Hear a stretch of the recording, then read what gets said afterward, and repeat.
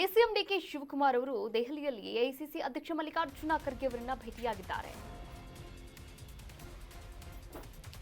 ದೆಹಲಿಯಲ್ಲಿ ಖರ್ಗೆಯೇ ಭೇಟಿಯಾದ DCM DK Shivakumar Rajaji ಮಾರ್ಗದಲ್ಲಿರುವಂತಹ ನಿವಾಸದಲ್ಲಿ ಮಾತುಕತೆಯಾಡಿದ್ದಾರೆ. ಡಿಕೆಶಿ 1.5 ಗಂಟೆಗಳ ಕಾಲ ಖರ್ಗೆ ಮತ್ತು ಡಿಕೆಶಿ ಮಹತ್ವದ ಚರ್ಚೆಯನ್ನ ಮಾಡಿದ್ದಾರೆ.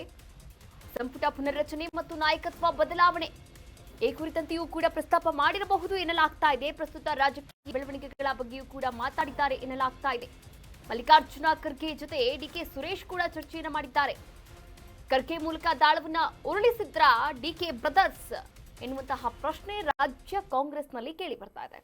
ಒಳ ಮೀಸಲಾತಿಯ ಕುರಿತು ವಿಶೇಷ ಸಚಿವ ಸಂಪುಟ ಸಭೆ ಇದ್ರೂ ಕೂಡ ಡಿಕೆಶಿ ಸಭೆಗೆ ಚಕ್ಕರ ಹಾಕಿ ಖರ್ಗೆ ಜೊತೆ ಮಾತುಕತೆ ಆಡಿದ್ದಾರೆ.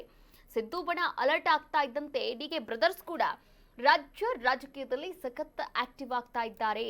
ನೋಡಿ, ಈಗಾಗಲೇ ಎಐಸಿಸಿ ಅಧ್ಯಕ್ಷ ಮಲ್ಲಿಕಾರ್ಜುನ ಖರ್ಗೆ ಅವರನ್ನ ಡಿಕೆ ಸುರೇಶ್ ಮತ್ತು ಡಿಕೆ ಶಿವಕುಮಾರ್ ಇಬ್ಬರು ಕೂಡ ಭೇಟಿಯಾಗಿರುವಂಥದ್ದು. ಸತತವಾಗಿ 1.5 ಗಂಟೆಗಳ ಕಾಲ ಸುದೀರ್ಘವಾದಂತಹ ಚರ್ಚೆಯನ್ನ ಕೂಡ ಮಾಡಿದ್ದಾರೆ ಎನ್ನಲಾಗ್ತಾ ಇದೆ. ನೋಡಿ, ಸಂಪುಟ ಪುನರ್ರಚನೆ ಆಗಿರಬಹುದು, ನಾಯಕತ್ವ ಬದಲಾವಣೆ. ಈಗಾಗಲೇ ಸಿಎಂ ಸಿದ್ದರಾಮಯ್ಯ ಅವರು ಸ್ವಲ್ಪ ರಿಲೀಫ್ ಆಗಿದ್ರು, ಆದರೆ ಮತ್ತೆ ಆ ರಿಲೀಫ್ ಎಲ್ಲವೂ ಕೂಡ ಕಡಿಮೆಯಾಗಿ ಮತ್ತೆ ಈ ನಾಯಕತ್ವ ಬದಲಾವಣೆಯ ವಿಚಾರ ಮತ್ತೆ ಮುನ್ನೆಲೆಗೆ ಬರುವಂತಹ ಎಲ್ಲಾ ಸಾಧ್ಯತೆಗಳು ಕೂಡ ಕಾಣಿಸ್ತಾ ಇದೆ. ಇದಕ್ಕೆ ಸಾಕ್ಷಿ ಅನ್ನೋ ಹಾಗೆ ಇಲ್ಲಿ ಸಂಪುಟ ಪುನರ್ರಚನೆ ವಿಚಾರಗಳು ಕೂಡ ನಡೀತಾ ಇರುವಂಥದ್ದು. ಅದರ ಜೊತೆಗೆ ನಿನ್ನೆ ವಿಶೇಷ ಸಚಿವ ಸಂಪುಟ ಸಭೆ ಇತ್ತು ಒಳ ಮೀಸಲಾತಿಯ ಬಗ್ಗೆ. ಆದರೆ ಆ ಎಲ್ಲ ಸಭೆಗೂ ಕೂಡ ಚಕ್ಕರಾಗಿ ಇದೀಗ ಡಿಕೆ ಶಿವಕುಮಾರ್ ಅವರು ಎಐಸಿಸಿ ಅಧ್ಯಕ್ಷ ಮಲ್ಲಿಕಾರ್ಜುನ ಖರ್ಗೆ ಅವರನ್ನ ಭೇಟಿ ಮಾಡಿದ್ದಾರೆ.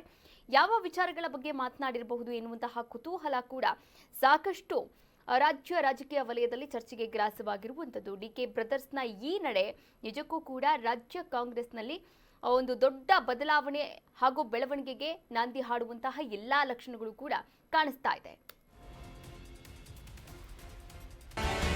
ಕರ್ನಾಟಕ ನ್ಯೂಸ್ ಬೀಟ್ ಫಾಲೋ ಮಾಡಿ, ಸಬ್ಸ್ಕ್ರೈಬ್ ಮಾಡಿ.